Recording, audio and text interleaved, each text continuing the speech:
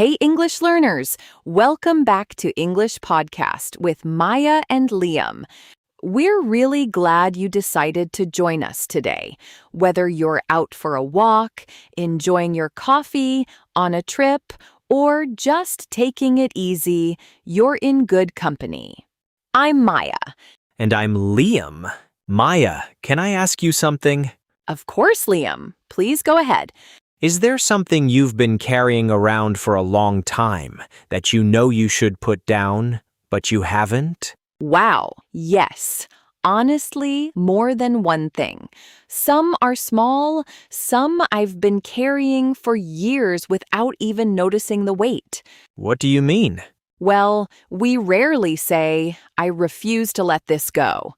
Instead, we say things like, it's not the right time. I've already put so much into this. I don't know who I'd be without it. But underneath all of that, usually there's one simple sentence. I'm scared. That's so real. Holding on doesn't always look like holding on. Sometimes it looks like staying busy. Sometimes it looks like making new plans you never actually finish. Sometimes it looks like defending a decision you don't even believe in anymore. Exactly. And that's what we're talking about today. Today's episode is called Learn to Let Go. We'll talk about why letting go can feel like losing a piece of ourselves, why holding on quietly costs us more than we realize, and how small, ordinary moments of release can make us feel lighter. And we're not saying you should let go of everything. Some things deserve to stay exactly where they are. Exactly.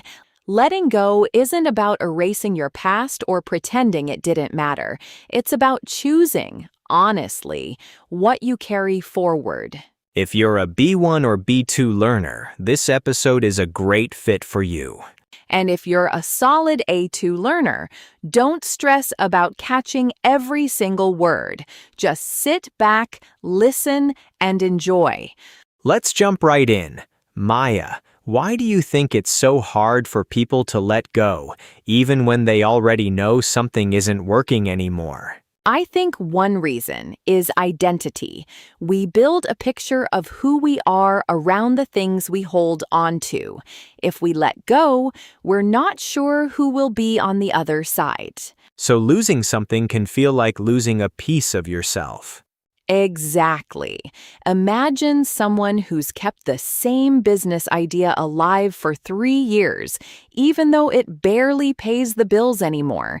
They know it's not working, but if they close it, they're afraid everyone will say, I told you so.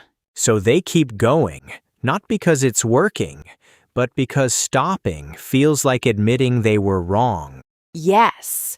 The familiar can feel like home, even when home isn't good for us anymore. That's interesting. Maybe holding on isn't always the same thing as caring.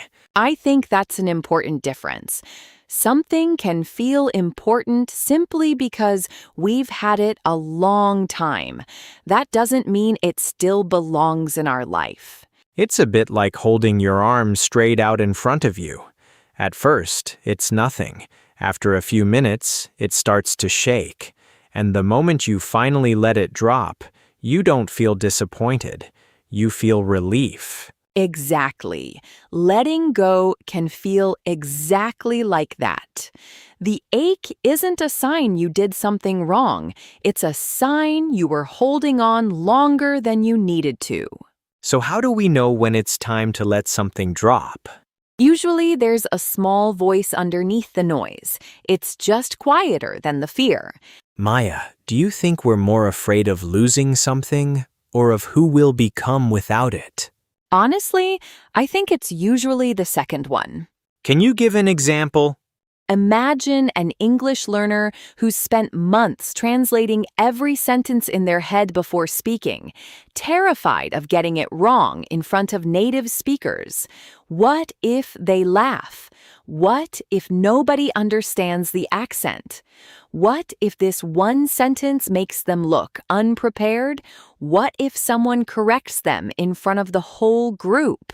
So many different fears in one moment. Exactly. Judgment, embarrassment, invisibility, criticism, all stacked on top of a single sentence they haven't even said yet. And most of the time, they're imagining a much harsher reality than the one that actually exists. Yes, most people are thinking about their own sentences, not judging someone else's. So the fear is heavier than the actual moment? Almost always. One person believes they need to speak perfectly before they speak at all. Another believes they can speak imperfectly and still be understood. Same classroom, same words available to them. Completely different results. Because their mindset decides what they actually do with their mouth. Exactly. Maya, can I ask you something? Sure, Liam. Do you think we need to let go of everything eventually? No, I don't think that's true. And I don't think it's healthy. Why not? Because holding on can genuinely be useful. Holding on to a lesson can protect you later. Holding on to a person who stood by you can carry you through hard years. The problem isn't holding on. The problem is holding on to everything, even the parts that are quietly hurting us. So it's not about opening your hands to the whole world. It's about knowing what's actually still worth the grip. Exactly. If you always wait until you feel completely ready to speak English, you end up speaking less. If you speak less, you practice less. If you practice less, the fear only grows louder. So waiting for readiness can actually work against you. Yes, but here's the strange part. If you speak anyway, even with mistakes, your brain learns something new. I said the imperfect sentence, and nothing terrible happened. And the next sentence gets a little easier. Exactly. That's how this works. Not by thinking your way into confidence, but by collecting small proof, one sentence at a time.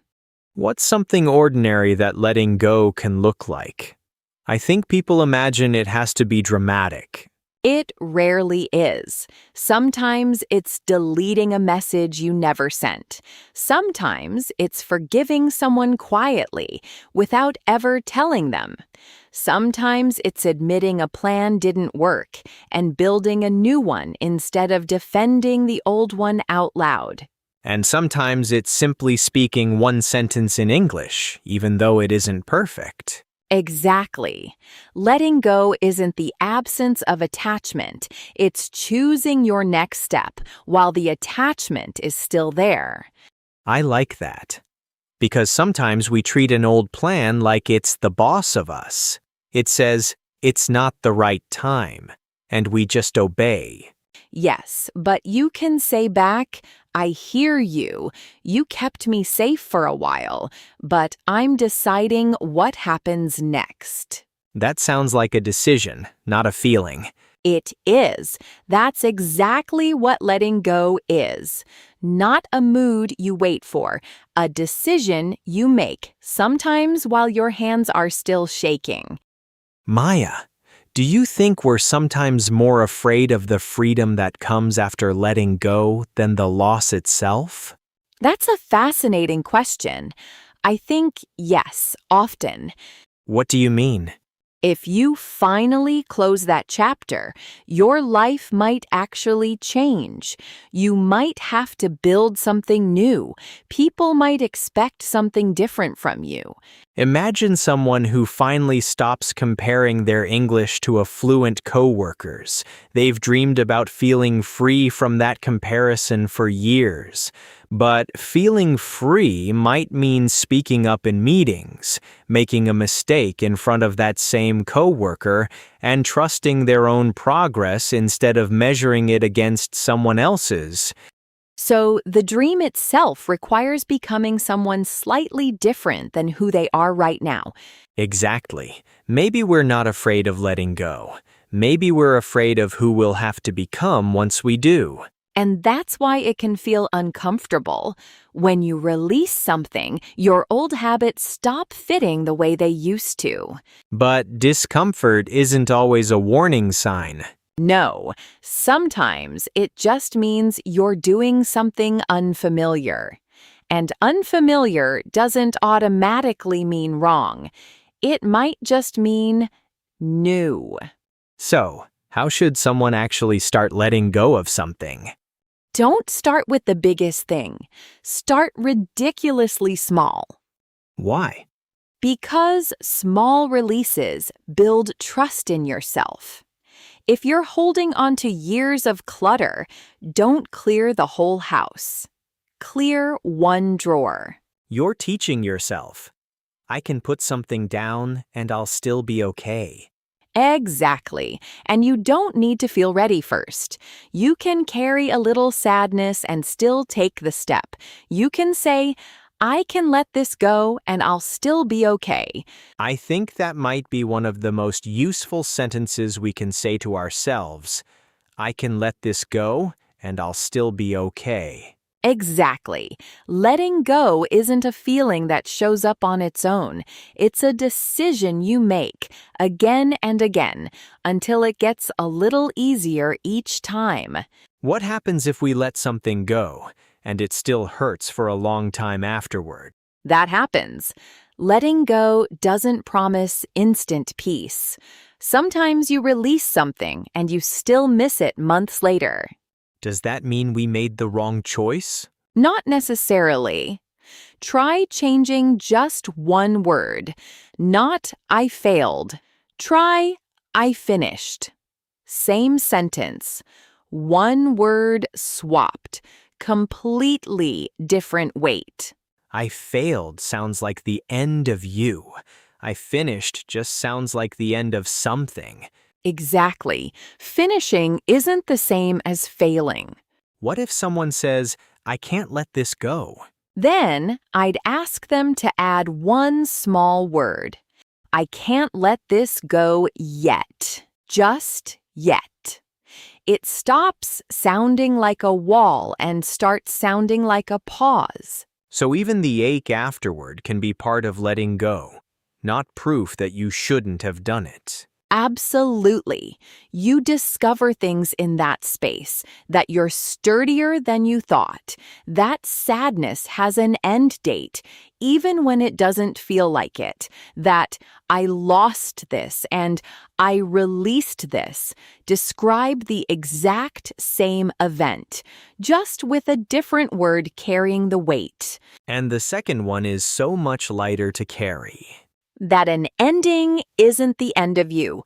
All right, let's move into today's vocabulary. Let's learn 5 useful English words from our conversation. Word 1, release. Release means to let something go instead of continuing to hold on to it. For example, she finally released the grudge she'd been carrying for years. Word 2, attachment.